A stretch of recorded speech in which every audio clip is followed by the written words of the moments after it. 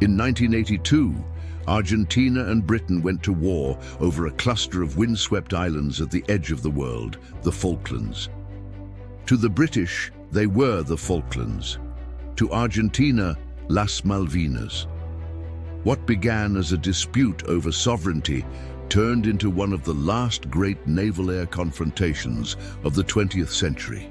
Britain sent its modern fleet, destroyers, frigates, carriers, and sea harriers armed with cutting-edge missiles. Argentina, by contrast, had little more than courage and old machines.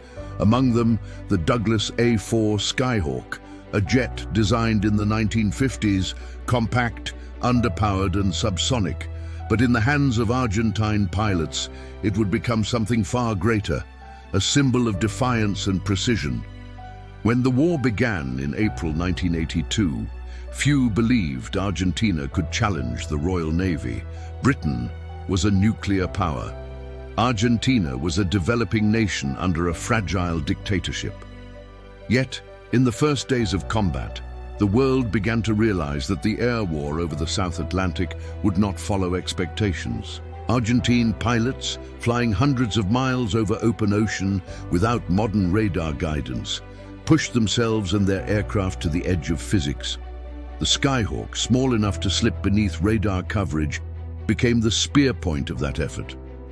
On May 21st, the British fleet gathered near San Carlos Bay to begin their amphibious landings. To the Argentines, it was the perfect target.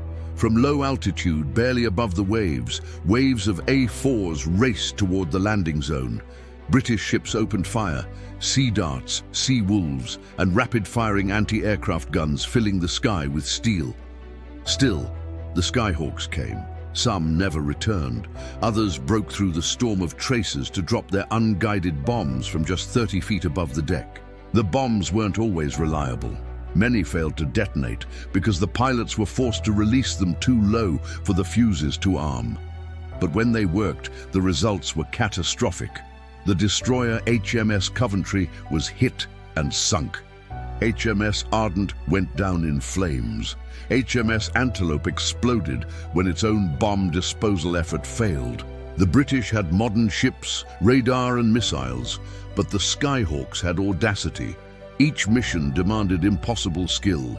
Argentine pilots navigated by stopwatch and compass, radio silence maintained to avoid interception. The cold air, the long distances, and the threat of fuel exhaustion meant that every sortie was a one-way gamble. Some pilots ejected over the freezing sea, never found. Others returned to their bases with holes in their wings and tears in their uniforms, the aircraft barely holding together. They had no illusions about survival. They flew because their nation demanded it. The British, too, faced their own nightmare.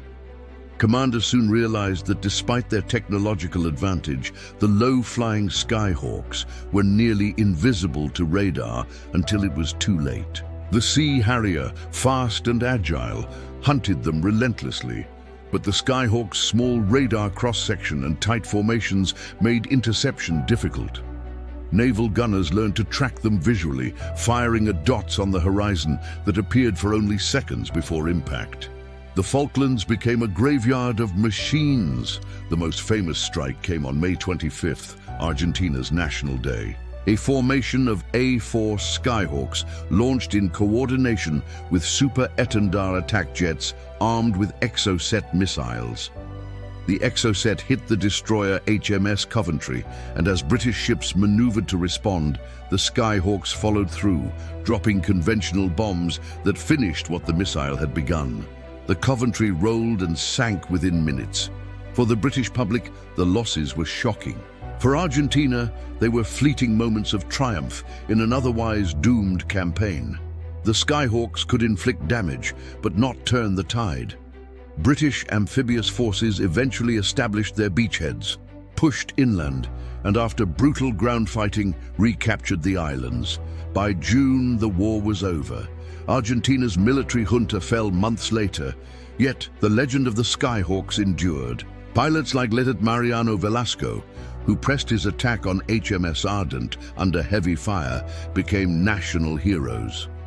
They flew obsolete aircraft against overwhelming odds and proved that courage could still humble power.